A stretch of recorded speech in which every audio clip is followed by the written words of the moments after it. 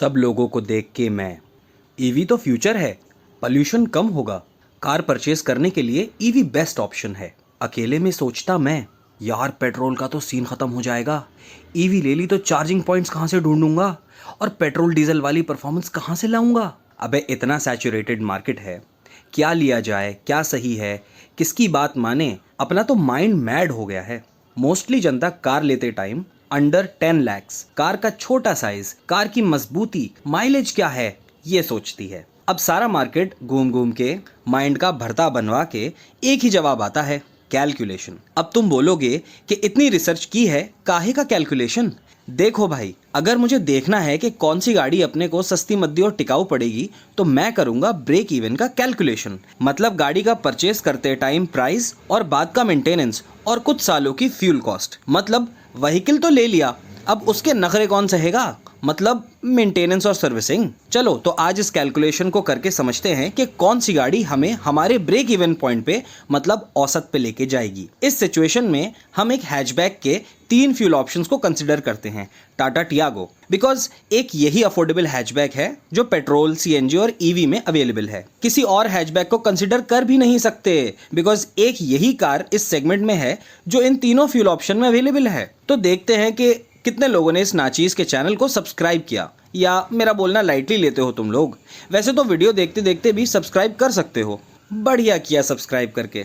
चलो तो जल्दी से देखते हैं कि वाकई में कुछ पैसे बच भी रहे हैं या हवाबाजी है ईवी के नाम पे। पहले तो इस कैलकुलेशन के लिए हमने ली टाटा की टियागो, और अब सेम से प्राइस पॉइंट में आने वाले वेरिएंट्स को नजर में लेते हैं। तो यहाँ पे टियागो पेट्रोल का वेरिएंट लिया है XZ प्लस, जिसका एक्स शोरूम प्राइस है कुछ 6,82,900 रुपीज, और RTO इंश्योरेंस लगा के ये ऑन रोड पड़ जाती है 7,70,000 की। टियागो पेट्रोल प्लस CNG के वेरिएंट के लिए XZ प्लस ही लिया है, जिसका एक्स शोरूम प्राइस 7,72,000 है और ऑन रोड प्राइस 8,68,000 पड़ जाता है। अब यहाँ टियागो ईवी का वेरिएंट है XE बेस, जिसका एक्स शोरूम 8,40,000 है, और सिर्फ इंश्योरेंस ऐड होगा बिकॉज रजिस्ट्रेशन और RTO चार्ज गवर्नमेंट की तरफ से सब्सिडाइज है, तो ये ऑन रोड पड़ जाती है 8,85,000 की। इस कैलकुलेशन में एक फैक्टर है जो हम सबका अलग अलग है, वो है रनिंग, जो सबकी अलग अलग होती है। कोई दिन के 100 किलोमीटर चलाता है तो कोई हफ्ते के 100 किलोमीटर चलाता है।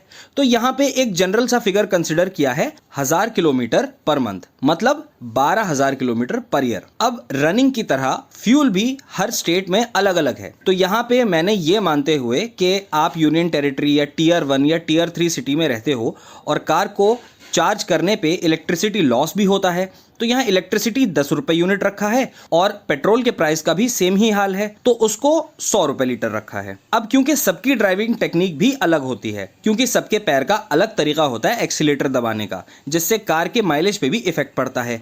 तो यहाँ मैं टियागो पेट्रोल का माइलेज 17 kmpl का कंसिडर करके चलता हूँ। अब कंपनी 27 क्लेम कर रही है, तो 17 तो मान ही सकते हैं। तो अब मेन कैलकुलेशन, टियागो पेट्रोल को एक साल में 12,000 किलोमीटर चलाने के लिए 17 के माइलेज पे 100 रुपए पर लीटर पे पर किलोमीटर की कॉस्ट निकल के आई 5 रुपए 88 पैसे। अब यहीं पे टियागो CNG का देखें तो एक साल में 12,000 किलोमीटर चलाने के लिए 23 के माइलेज पे 85 rupees per kg of CNG पे पर किलोमीटर की कॉस्ट निकल के आती है 3.69 रुपीज। अब बात करते हैं टियागो ईवी की। अब क्योंकि इसमें एवरेज के बजाय सिंगल चार्ज में कुछ किलोमीटर की रेंज की कहानी है, जिसमें कंपनी क्लेम कर रही है 250 से 315 किलोमीटर की रेंज, और क्योंकि काफ़ी सारी रिसर्च और रिव्यूज़ की माने तो ईवी अपने क्लेम रेंज की 80% भी नहीं चलती, तो फिर भी यहाँ इसकी रेंज हम 150 किलोमीटर की लेके चल रहे हैं। और इस गाड़ी की बैटरी को चार्ज करने के लिए 19.2 यूनिट्स खर्च होंगे, क्योंकि बैटरी 19.2 किलोवाट आवर की है। तो फुल चार्ज होके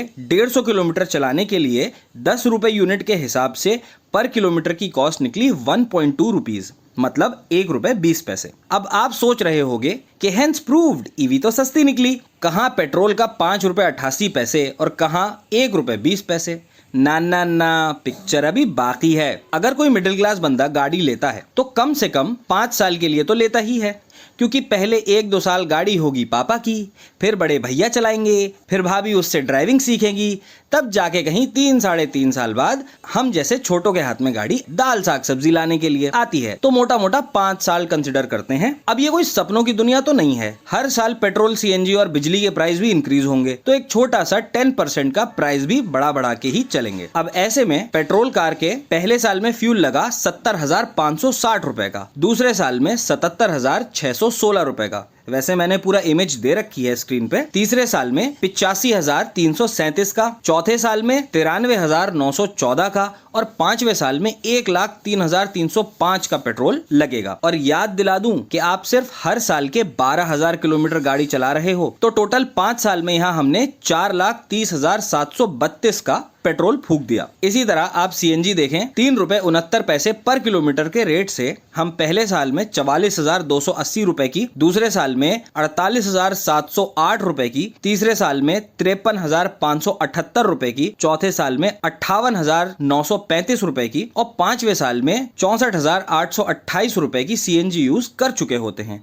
जिसका टोटल 2,70,329 होता है। अब बारी है ईवी की। पहले साल में 14,400 रुपए की बिजली फूकी, दूसरे साल में 15,840 रुपए की, तीसरे साल में 17,424 की, वैसे इमेज दे रखी है स्क्रीन पे, चौथे साल में 19,166 की और पांचवें साल में 21,083 रुपए की इलेक्ट्रिसिटी यूज कर चुके होते हैं, जिसका टोटल बनता है लगभग 88,000 रुपए, 88,000 रुपीज। अब भी आपको लगेगा आप सही सोच रहे हो ईवी के बारे में कि पेट्रोल 4 लाख से ज्यादा का लग गया और बिजली सिर्फ 88,000 की। लेकिन मेंटेनेंस का पैसा तो ऐड करो इसमें, क्योंकि अगर मेंटेन नहीं करोगे तो गाड़ी का माइलेज तो गिरेगा ही, ये फ्यूल की कॉस्ट भी बढ़ जाएगी। अब पेट्रोल और सीएनजी की सर्विसिंग कॉस्ट का डेटा जब इंटरनेट से निकाला तो कुछ 15-16 हजार इन टोटल 5 सालों में स्पेंड होंगे। लेकिन क्योंकि ईवी में फिट होती है बैटरी और कुछ इलेक्ट्रिक पार्ट्स, जिसकी वजह से साल दर साल सर्विसिंग महंगी होती जाती है, जिसकी कॉस्ट टोटल 5 साल में लगभग 20,000 रुपए कंसिडर करके चल सकते हैं। अब 5 साल बाद हमने कार की कॉस्ट, फ्यूल कॉस्ट और इसके मेंटेनेंस में कितना खर्च किया वो देखते हैं, तब निकल के आएगी मेन कॉस्ट। तो पेट्रोल के केस में लगभग 7,70,000